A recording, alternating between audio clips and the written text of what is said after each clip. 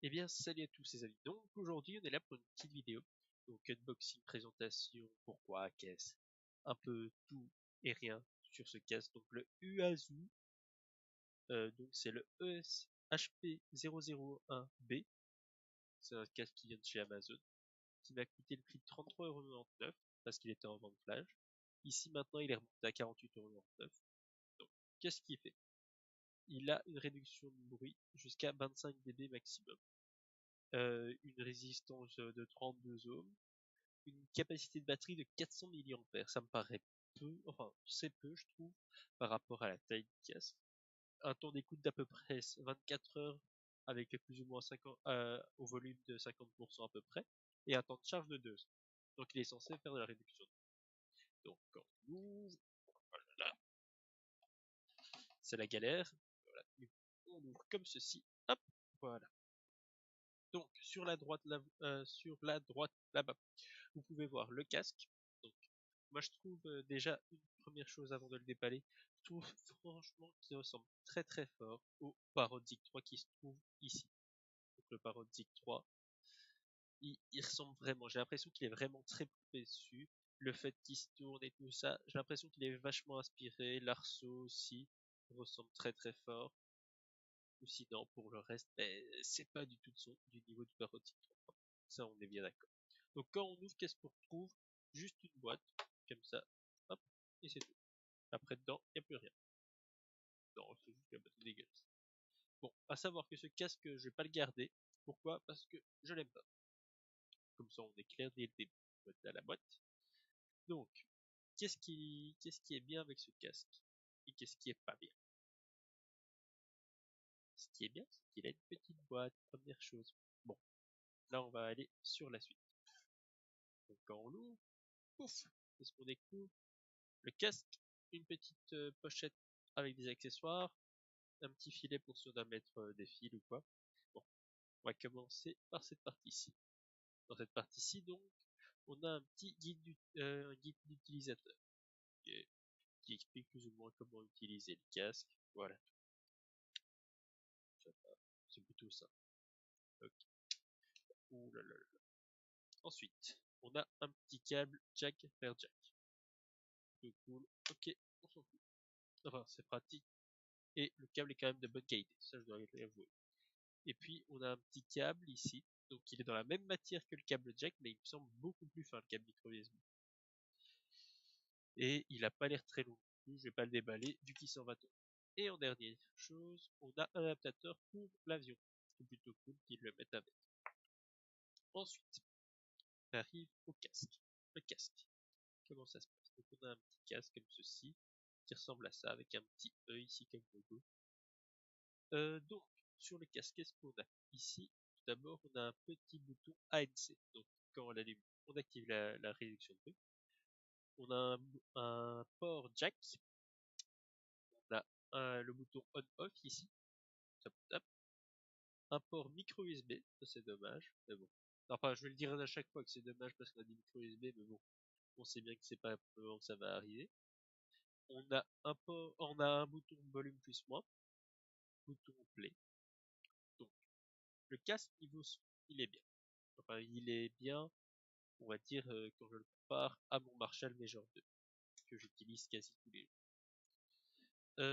Par contre, quelque chose qui m'a agréablement surpris, c'est l'intérieur, il est molletonné. C'est un peu bête, mais je trouve ça cool. Ensuite, les, les coussinets ici sont dans une sorte de simili-cuir, mais un simili-cuir de pas très très bonne qualité, qui risque de s'abîmer avec le temps. Même chose pour le dessus de l'arceau enfin l'arceau en général, il fait enfin c'est la même texture. Par contre ici, au premier toucher, j'avais l'impression que c'était du métal. Au second toucher, j'avais plus l'impression que c'était du métal, et maintenant je ne sais pas ce que c'est. Donc c'est soit du métal, soit du plastique, mais je pencherais pour du métal. Le casque a aussi un petit défaut, donc quand on fait ça, il y a toujours l'écouteur gauche qui va bouger. Donc l'écouteur gauche, c'est vraiment, voilà, l'écouteur gauche, l'écouteur gauche, voilà, il bouge tout seul. Avec l'écouteur droit, il y a plus de retenue. Il faut vraiment plus tirer. Là, si je fais ça, l'autre, voilà, ça n'est que de l'autre côté. Ça va pas bouger. Voilà. Maintenant, on va parler du sujet qui fâche, c'est-à-dire la réduction de bruit. Sur ce casque, les réductions de bruit, j'ai vraiment l'impression qu'elles ne coupent que le vent. Et quand on l'a sur les oreilles, la seule chose qui se passe, c'est que quand on active la réduction du bruit, j'ai vraiment l'impression que c'est ça, le volume de la musique est augmenté. Juste pour dire qu'on entend moins de choses, bah oui, si on augmente le son dans le casque, on entendra moins à l'extérieur, c'est vrai. Mais c'est pas ça qu'on lui demande à ce casque. Et du coup, c'est pour ça que moi je trouve qu'il ne convient pas. Ou sinon, il fait très plastique dans le bruit. Je sais pas si vous entendez.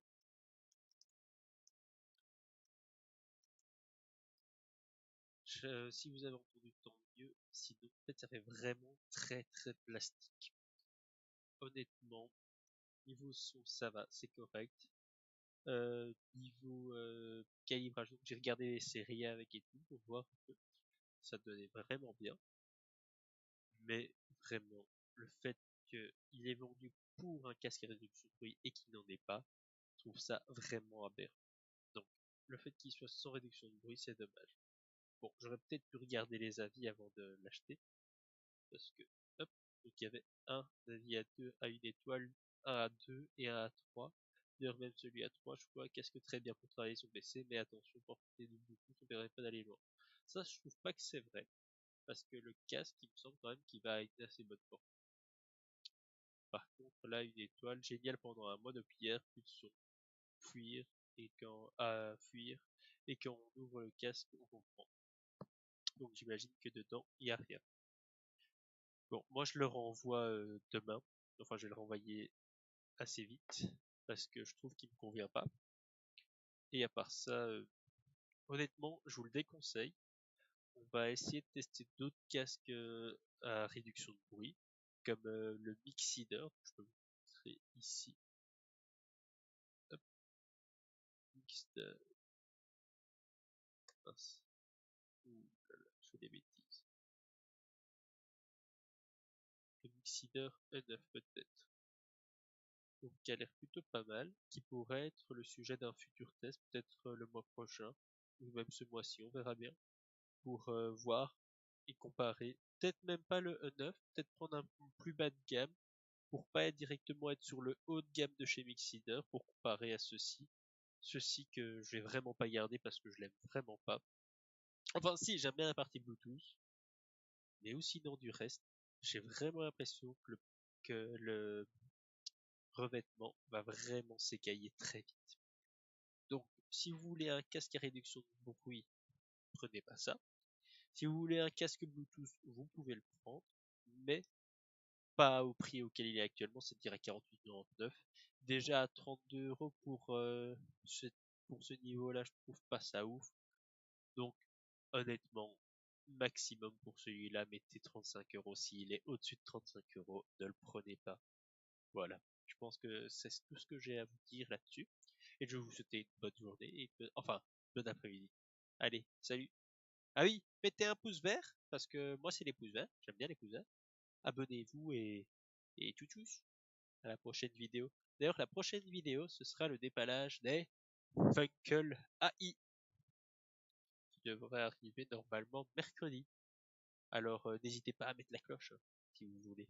Et les Funkel AI en noir, parce que en blanc il y a des unboxings, mais en noir pas. Et ma boîte, elle est toute propre, pas cassée. Bon allez, à plus.